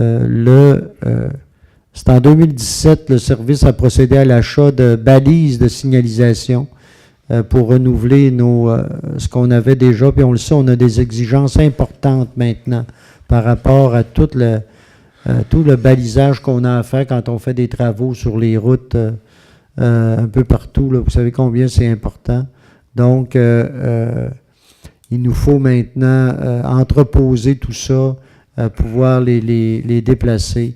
Donc, notre remorque actuelle ne réussit pas à faire tout ça. Donc, on irait... on est allé en appel d'offres et il y aurait une remorque là, au montant de... Ce serait un montant de... par rapport... de 12 000 $ pour l'achat d'une remorque là-dessus. Et ce serait fait à même un règlement parapluie, ça, tel qui était prévu déjà au niveau de l'équipement. Donc, est-ce que j'ai une proposition là-dessus? Propose. Donc, le règlement... Oui, ça va, M. Duchesne. Est-ce que c'est appuyé? J'appuie. Appuyé, M. Boily. Maintenant, au niveau de l'urbanisme, on aurait une demande en zone de PIA pour le 155 Alfred Morin. Et, bon, donc, je vous... on l'a ici? Oui. Voilà. Donc, le 155 Alfred Morin, la nature de la demande, c'est une demande de permis, la construction d'un bâtiment complémentaire. Ici, ce qui nous est dit, considérant que le bâtiment complémentaire projeté est lié à une dérogation mineure et que celle-ci pourrait être refusée, cette demande de permis devrait également être refusée. Ça, je vous donne les commentaires du CCU par rapport à ça. On nous dit ici, les revêtements extérieurs sont... Les couleurs du bâtiment complémentaire projeté sont identiques à celles du bâtiment principal existant. Tous les documents étaient là. La construction, les critères du règlement, en plus des objectifs et critères du règlement sur les PA, la construction est conforme à tout autre règlement applicable, mis à part les actes dérogatoires énumérés au niveau de la dérogation dont on parlait tantôt mineure. Donc, la recommandation, bien sûr, était de refuser, sauf que l'argument... Là, il n'est plus là parce que l'autre a été accepté. Donc, l'argument principal de refuser ici est comme tombé. Je ne sais pas, suite à ça, je pense on en a parlé un peu avant midi, que la recommandation du Conseil, si c'était accepté, donc logiquement, on devrait accepter la construction ici. Donc, une proposition, M. Duchesne, est-ce que c'est appuyé? M. Pilote, ça va pour tout le monde? Ça va? OK. Inscription au programme Rénovation Québec. Donc, vous savez, nous sommes là-dessus. Nous, on a un programme qui a été qui est enclenché pour l'année 2018. Mais on doit pour l'année 2019 déjà se positionner, s'inscrire auprès de la SHQ. Donc, les sommes prévues sont les mêmes que 2018, là. Donc, c'est 51 250 par la Ville, 51 250 par la SHQ, et il faut qu'il y ait vous savez, il faut qu'il y ait une participation des propriétaires à ça. Donc, c'est un total de 102 500 $ qu'on a pour des projets à Baie-Saint-Paul en rénovation. On le sait, déjà, on a des projets qui vont être annoncés. On en a quelques-uns qui ont déjà été acceptés. Oui. Il y en a 9 projets. Puis on en a eu, je pense, une trentaine, si je me rappelle bien, qui ont été présentés. Donc, on voit que c'est un projet. Malheureusement, on n'a pas beaucoup d'argent, mais quand même, on voit l'importance du projet et on est très heureux des résultats de ce projet-là. Donc, on va sûrement aller au renouvellement, s'inscrire pour le renouvellement du programme en 2019. Donc, est-ce que j'ai une proposition? Je propose. Je vais appuyer. M. Boily, appuyé de Mme Lamy. Maintenant, demande à la CPTAQ, donc il y a une demande Ici, on a une demande d'une dame là, qui veut se construire dans le secteur du chemin de la Pointe, si je me souviens bien, et voudrait installer en zone agricole, installer un local commercial en zone agricole. Donc, les usages seraient genre salon d'esthétique, massothérapie et soins personnels. Les usages seraient complémentaires à la résidence unifamiliale isolée dans ce coin-là. Donc, non, Ambroise-Fafard, excusez, c'est pas Chemin de la Pointe, effectivement. Merci merci de me le préciser. C'est sur Ambroise-Fafard, effectivement. Donc, ce serait situé dans un îlot déstructuré. On est obligé d'aller à CPTAQ quand même? Oui. C'est ce qu'on a parlé matin? Oui. C'est obligatoire. Oui, c'est ce qu'on a parlé matin? Oui, on a parlé un matin, mais on avait parlé de l'îlot déstructuré un matin. Je pensais qu'on... Ça veut dire qu'ils nous ont gardé un ticket de show pour... Hein, c'est correct. C'est correct, mais... on vive avec ça encore une fois. Et donc nous, ce qu'on fait là-dedans, c'est de reconnaître que c'est permis dans notre règlement, on pourrait le permettre. Donc, il s'agit d'avoir l'autorisation de la CPTAQ, donc je prendrai une proposition pour dire, pour confirmer là, que c'est faisable. Je le propose, selon nos règlements. Ça va? Vous savez, M. Fortin, c'est moi qui ai assisté aux demandes des îlots, puis comme c'est en zone agricole, il ne perd jamais son usage. Donc, c'est pour ça qu'on est obligé de se soumettre à les petites conditions. Oui, c'est correct. C'est correct, j'ai compris. Donc, on a une résolution, là? Oui. Appuyée, ça va? C'est beau. Donc, maintenant, loisirs, parcs et culture, donc, donc pour l'aréna... attendez un petit peu, là. Le 2 400 000. OK. L'aréna, mise en conformité des gaz réfrigérants, mandat professionnel. Donc, voilà, dans ce cadre-ci, donc, on irait... je vais grossir mon affaire parce qu'on écrit des affaires.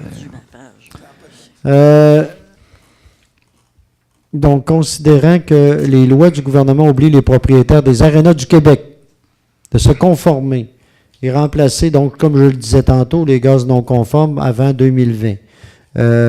Donc, on a une subvention là-dedans, là, au montant de 987 000 $. Donc, c'est réparti là, de différentes façons et on l'a présenté tout à l'heure. Donc, il y aurait un 5 % ici. Dans notre règlement d'emprunt, il y aurait un 5 % donc 121 750 $. Donc, on viendrait ici là, ajouter là, un montant de 100 000 $ au niveau des honoraires professionnels qu'on prendrait donc au surplus libre. Mais ce que je comprends, ça fait partie d'un pourcentage. On pourrait le récupérer, hein, M. Bouchard? On va le récupérer après quand on va avoir les argents, là, quand on va avoir notre règlement d'emprunt, on peut inclure ça par après, mais là, pour l'instant, pour pouvoir financer les honoraires, on irait avec le 5 %. Donc, est-ce qu'il y a une proposition? Monsieur Duchesne, est-ce que c'est appuyé? Je vais l'appuyer. Monsieur Goudreau, ça va pour tout le monde?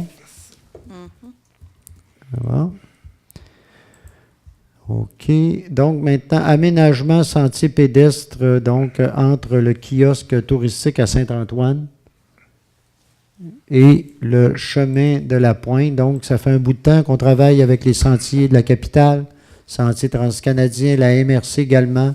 L'idée étant de rejoindre les sentiers donc, au niveau des sentiers des Caps, les sentiers Gabriel-Leroy, et de pouvoir en arriver jusqu'ici à Baie-Saint-Paul, puis rejoindre Sentier du Gouffre, Sentier des Florents, puis se rendre même possiblement jusqu'à la grande traversée de Charlevoix. Donc, ça devient un réseau là, vraiment intéressant. Donc, les Sentiers de la capitale font une demande au ministère de l'Éducation et de l'Enseignement pour obtenir une aide financière pour réaliser le sentier, et on doit appuyer la démarche à ce niveau-là. Donc, est-ce qu'il y a les ententes ont déjà été prises avec les propriétaires pour pouvoir faire le sentier, la plupart des propriétaires, même à peu près tous. Il y aura un bout qui va être sur le chemin, qui va descendre au niveau du kiosque d'information, puis le chemin Saint-Antoine-Sud, ou peut-être il y a un terrain qui appartient à la ville, je pense, qui est dans un boisé, donc, qui est plus intéressant que le chemin Saint-Antoine-Sud. Puis le reste, ben, il y a une terre au complet, il y a une entente qui a été faite avec un propriétaire pour pouvoir descendre, partir de Saint-Antoine et descendre jusqu'au chemin de la Pointe. Question seulement, parce qu'on n'a pas eu le temps d'en discuter aujourd'hui. Est-ce que ça, parce que ça fait longtemps qu'on travaille sur ce projet-là, là, est-ce que ça complète, on arrive où exactement? On arrive au chemin de la Pointe. On arrive au chemin de la Pointe. Donc là, on a complété la descente. Là. Oui, on complète la descente, on arrive à Baie-Saint-Paul au chemin de la Pointe. Là, après, il resterait le raccord. Si après, jamais ça fonctionne, on arriverait à la passerelle. Ça arriverait à la passerelle, si jamais ça se réalise. Voilà. Donc, parce que là, c'est le dernier bout, descendre de la montagne. Oui, pour arriver là. Oui. Parfait. On y arrive. Merci. Si vous permettez, pour une information supplémentaire, à partir de Gabriel-Leroy, aller jusqu'au site d'observation, c'est fait, ça, ce bout-là? Il est en train de se compléter. Il est en train de se compléter, effectivement. Merci. OK.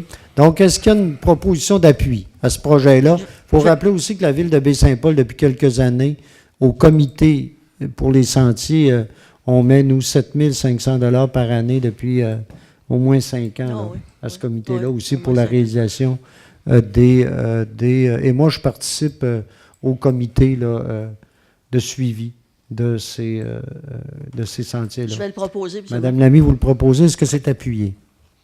Je vais l'appuyer. Monsieur Goudreau. Demande de subvention au programme d'assistance financière en loisirs. Donc, des personnes. Attendez un peu. Donc, au loisir. Donc, en fait, ici, on le fait depuis. C'est un programme qui est en vigueur depuis plusieurs années. Il y a une demande d'aide qui est faite. C'est surtout pour l'intégration des personnes qui vivent avec différents handicaps. C'est surtout à ce niveau-là. Et maintenant, on doit aller au niveau du ministère, je pense, directement. Non, c'est l'association, l'ARLPH, l'association des personnes régionales des loisirs pour les personnes handicapées. On doit aller à ce niveau-là maintenant.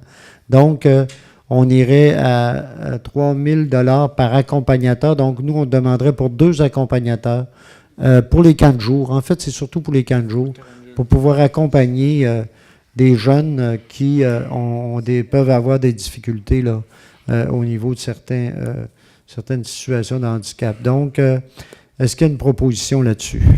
Je le propose en mentionnant qu'on va avoir quand même 2 jeunes cette année qui vont avoir besoin d'accompagnateurs. Oui. Donc là, c'est proposé par M. Duchesne, appuyé M. Fizette. Maintenant, les grands rendez-vous cyclistes. Donc, on a ici de demandes qui sont semblables à ce qu'on fait déjà, à ce qui ont déjà été demandés. Donc, je rappelle les compétitions. Déjà, on est proche, on arrive vers tout ça. Les grands rendez-vous cyclistes 2018, Coupe Québec-Canada, Grand Prix cycliste, le Grand Fondo, Coupe Charlevoix, vélo montagne, les 12 heures vélo montagne, l'enduro, la triple charlevoisienne, le cyclocross Dominus Vobiscum. Non, mais ça, c'est... Comme les spirituaux. Qu'est-ce que vous voulez? C'est comme ça.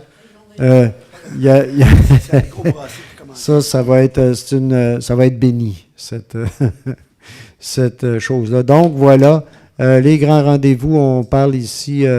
je n'irai pas dans les dates, je vous invite à suivre tout ça. Vous savez que la ville de Baie-Saint-Paul est très impliquée au niveau des grands rendez-vous cyclistes et on sait l'impact que ça a ici. Donc, c'est un peu les mêmes compétitions sur les rues à Baie-Saint-Paul, là, entre autres, secteur du chemin Saint-Laurent, secteur du développement, ce qu'on appelle le développement Filion, le chemin chemin Sainte-Catherine également, et d'autres, différentes autres rues, là, sur l'ensemble, le chemin Saint-Ours, la rue Forgette, plusieurs endroits, là, où il y aura dans le secteur de la rue de la Ferme également. Donc, voilà, en gros, là, les demandes qui nous sont faites. Est-ce qu'il y a une proposition? Je vais le proposer. Proposer, M. Pilote, M. Fizette appuie. Ça va pour tout le monde? Ça va bien. Pour Canada, oui. À ce prix-là, est-ce que les routes sont réparées? Oui. On essaie que les routes soient le plus intéressant possible, mais là... Mais là, là, faut mettre un peu de ouh. Je rappelle qu'il y en a quelques-unes sur lesquelles on doit travailler. Mais il y en a d'autres sur lesquelles on a travaillé dans les dernières années. Là. Partons pas avec l'idée que toutes ces routes-là n'ont pas d'allure. Il y en a des belles. Si je peux ajouter, je suis comme le responsable des premiers soins des bénévoles pour les grands rendez-vous cyclistes. Là. Puis on joue quand même d'une belle réputation au niveau de la scène provinciale. Même il y a des gens des autres provinces canadiennes, il y a des gens des États-Unis, tout ça. Et il y a très, très, très peu de blessés sur le circuit du Grand Prix cycliste. Il y en a quelques-uns, c'est évident. Là. Mais il y a peu de blessés. Donc le réseau routier... doit quand même bien se porter pour ces événements-là. Merci, M. Pilote, de l'ajouter. Mais ça n'empêche pas, M. Boily, qu'effectivement, ça ne veut pas dire qu'il n'y a pas rien à faire. On le sait, Saint-Laurent, on le sait qu'il y a de l'ouvrage à faire. Mais la majeure partie sont pas sur le secteur de Baie-Saint-Paul. On a quand même aussi fait... Les accidents ont lieu dans le secteur de l'Est, majoritairement. Ben là, par exemple, mais non, je veux juste ajouter que... quand même, il y a des efforts qui ont été faits pour l'amélioration de nos routes. Il y en a encore à faire. Simplement, ajouter ça. Voilà. Donc, maintenant, Canada en fête, E17. Donc, le Canada en fête, c'est dans le cadre des fêtes du Canada, on a des ententes à faire avec le gouvernement pour les subventions qu'on va avoir pour organiser la fête. Donc, est-ce qu'il y a une proposition là-dessus pour pouvoir signer les ententes? Proposition de signature? S'il n'y a personne qui propose, je vais proposer. Oui, pas de problème, je propose. M. Boily, ça va, est-ce que c'est appuyé? Oui. M. Fizette. Maintenant, Forum Jeunesse demande de subvention pour la maison pour la maison de jeunes ici, dans le Forum Jeunesse. Dans le cadre du pacte rural, ce qu'on appelait le pacte rural, mais maintenant, c'est dans le cadre du Fonds de développement des territoires. La MRC de Charlevoix reçoit des demandes à chaque année et il y a 5 000 $ qui va... pour la municipalité, mais en fait, nous, on délègue Forum Jeunesse au niveau de la Maison des Jeunes ici, mais on doit faire la demande là, pour que Forum Jeunesse puisse toucher son montant de 5 000 $. Donc, est-ce qu'il y a une proposition? Je vais le proposer. Avoir, c'est proposé, oui. C'est appuyé? J'appuie. M. Duchesne. M. Pilote, M. Duchesne.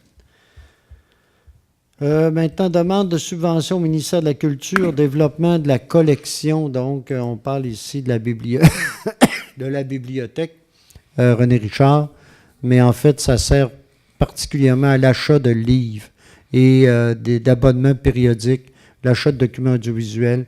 Il faut qu'on ait une résolution pour faire notre demande. Cette année, c'est de 35 625 $ et normalement, là, c'est une formalité. C'est important pour le renouvellement. Je le propose, Monsieur le maire. Madame Lamy, appuyez M. Fizette. Les différentes, maintenant, affaires nouvelles et délégations demandes diverses. Donc, tournoi de golf saison 2018. C'est pour, donc, déléguer, en fait, M. Duchesne, normalement, qui organise, qui s'occupe de faire les liens au niveau du tournoi. Puis on a 2017, encore comme pour 2018, comme pour 2017, il y a 4 tournois principaux auxquels la Ville, normalement, a décidé de participer. Donc, la Fondation du Centre du CIUS, la Chambre de commerce de Charlevoix, la Prévention du suicide et le Club Optimiste. Donc, c'est les 4 tournois. Normalement, à moins qu'on ait ajouté d'autres. Non, c'est ça, hein? C'est les mêmes. Donc, est-ce qu'il y a une proposition là-dessus? Et de mandater M. Duchesne pour faire, organiser tout ça. Je vais l'appuyer. Ça va, Mme Lamy, appuyer. On va se faire organiser par Gaston. C'est ça. Ben, il y en a qui se préparent à être invités, c'est ça? Oui, c'est pour ça. Ben, c'est pour ça qu'on a de l'intérêt à la chose. Ils travaillent leur invitation, oui. Gaston, il est bien bon là-dedans. Il va nous organiser. OK. Maintenant, le Grand McDon, ralentissement de la circulation le 2 mai. Donc, on le sait, comme à chaque année maintenant, depuis plusieurs années, les établissements McDonald's de Baie-Saint-Paul, la Malbaie organisent le Grand McDon. L'objectif étant de amasser des fonds pour les équipements, pour les enfants malades, entre autres. Mais non, cette année, c'est la fibrose kystique. Excusez, là, j'étais parti, c'est une autre chose. C'est en lien avec la fibrose kystique cette année. C'est toujours avec une cause intéressante. Et donc, on nous demande de pouvoir faire ralentir la circulation. On nous parle ici du coin de la... Bon, là, je viens de tout perdre, ça va bien. Mais on nous parle ici... Donc, du secteur de la Caisse populaire. Et c'est le seul, je pensais, le secteur qu'on nous demande. Mais je veux juste rappeler, donc, je vais être là, pour ceux qui veulent venir me voir. Je vais être là mercredi midi au McDonald's pour appuyer, là, comme on fait à chaque année, pour appuyer l'organisation, puis avec les employés, là, il y a différentes personnes qui sont là également pour participer à cet événement-là. Voilà pour le Grand McDon. Ça va? J'ai eu une proposition là-dessus? Non? Ben, voilà. Est-ce que j'en ai une? M. Fizette s'est appuyé? Je vais l'appuyer. Appuyé de M. Goudreau. Brunch social de l'UPA le 13 mai, commandite de 200 $, plus achat de 2 billets, c'est ça? C'est un brunch. À 200 $, il n'inclut pas les billets. OK, excusez-moi. Ça va, donc, est-ce qu'il y a une proposition? Je propose. M. Boily, appuyé, M. Goudreau. Le camp, défi tête rasée, 100 $. Donc, est-ce qu'il y a une proposition? M. Goudreau, M. Fizette. Éléonore Côté, une jeune fille là, qui participe au championnat canadien de judo. Et comme on le fait pour les jeunes au niveau des compétitions sportives qui se distinguent au niveau national ou international, on a une politique qui fait qu'on verse 300 $ aux gens qui en font la demande à ce niveau-là. Donc, on irait dans le cadre de Mme Côté. Donc, une proposition.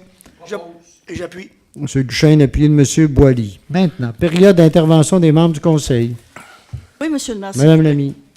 Je vais être brève parce que la journée était longue. Je voulais d'abord remercier tous ceux et celles qui ont répondu à sondage sur les paysages vous avez eu par différents moyens, Internet et tout ça. Merci infiniment. Au dernier chiffre, on était à 255, peut-être même un peu plus que ça, presque 300. Oui. Hein? Alors, bravo. Puis, si vous demandez, ça va servir parce que on va compiler ces sondages, on va compiler le sondage, on va voir ce qui se dégage, et ça va servir ensuite pour faire le plan d'action sur les paysages. Donc, ça va déboucher sur des actions concrètes en fonction, bien sûr, de la consultation publique là, qu'on a recueillie, puis de comment les gens se sont exprimés avec les différentes questions. Alors, merci beaucoup. Je pense que c'est une belle participation. Puis ça s'est fait, hein, puis toute l'équipe qui a travaillé à ça aussi, parce que ça s'est fait dans des temps records. Hein, on est obligé parce que la subvention qu'on avait pour faire ça nous donnait un échéancier très, très court.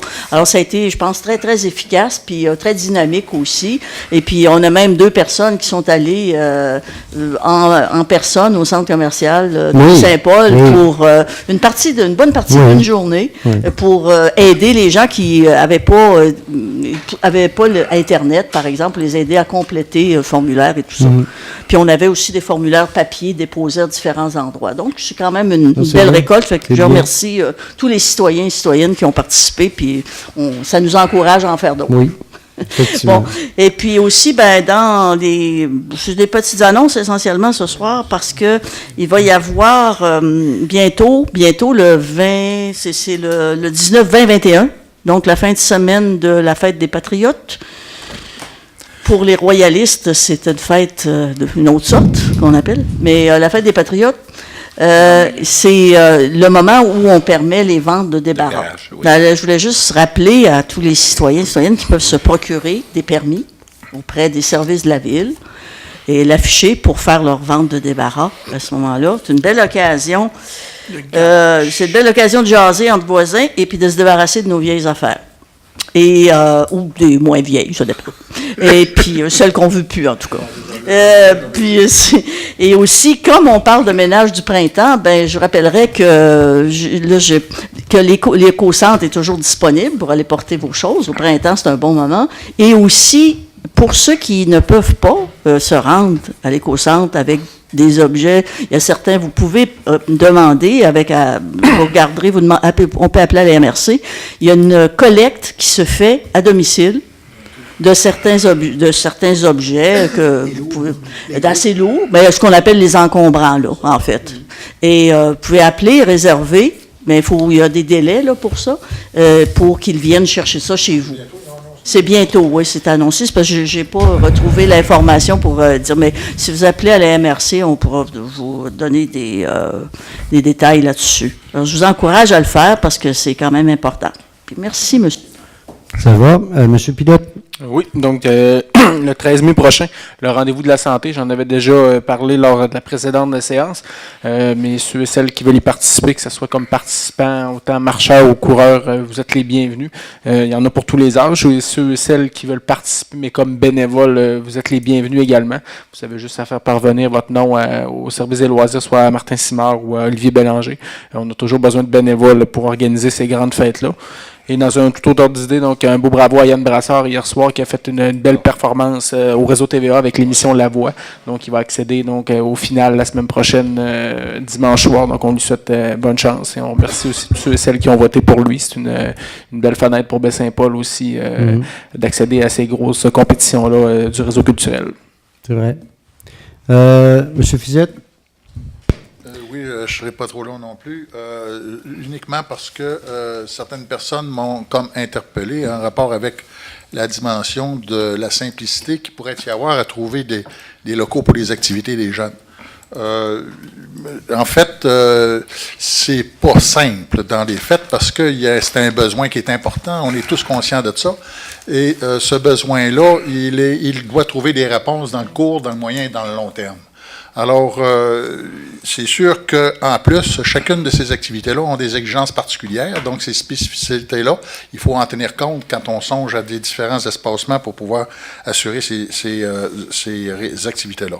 Je voulais juste ajouter que le Conseil est très sensibilisé et intéressé et impliqué pour répondre à ce genre de besoins-là, à cet ensemble de besoins-là. Maintenant, on est aux prises avec certaines contraintes. On sait qu'on a un budget à respecter.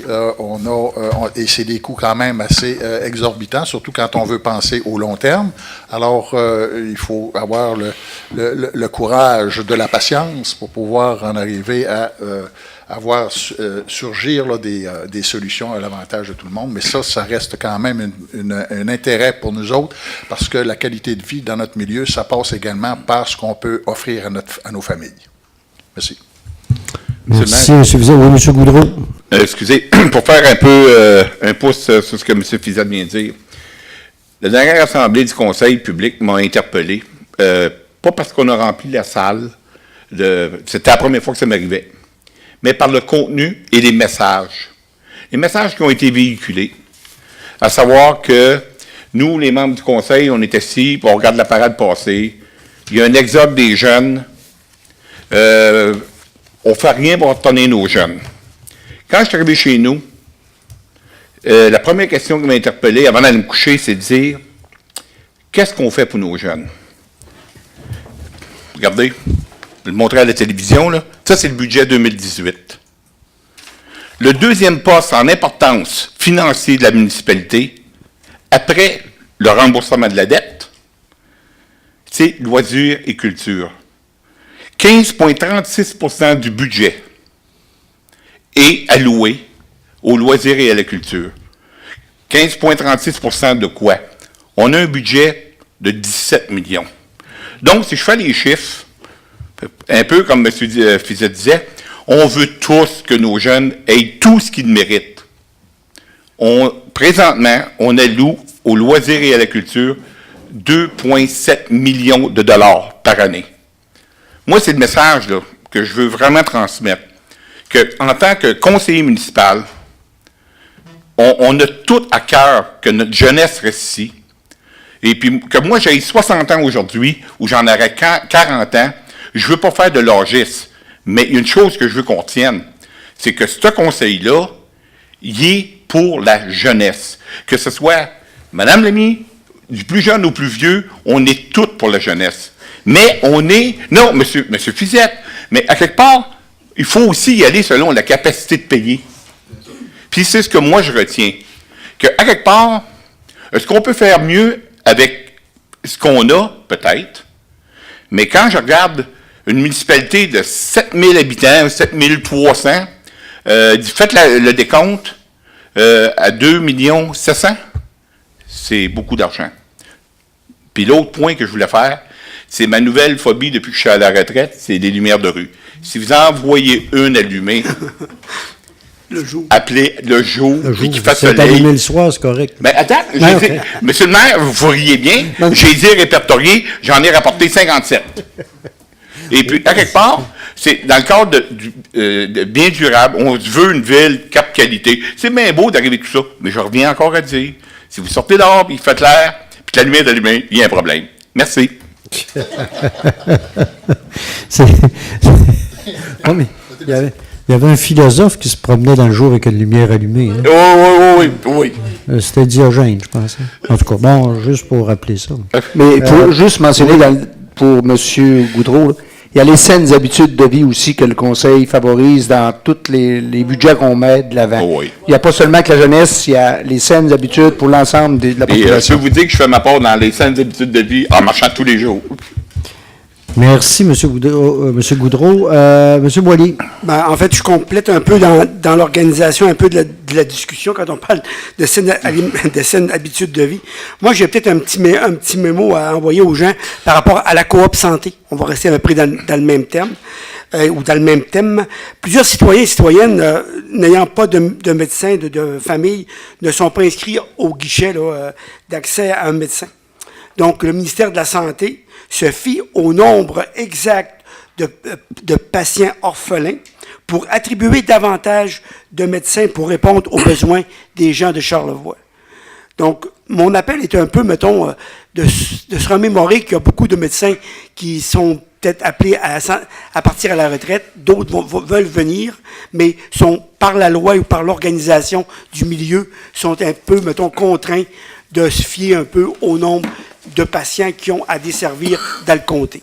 Donc, ceux qui n'ont pas de médecin et ceux qui vont le perdre ou qui l'ont perdu, ça serait peut-être bon de s'inscrire.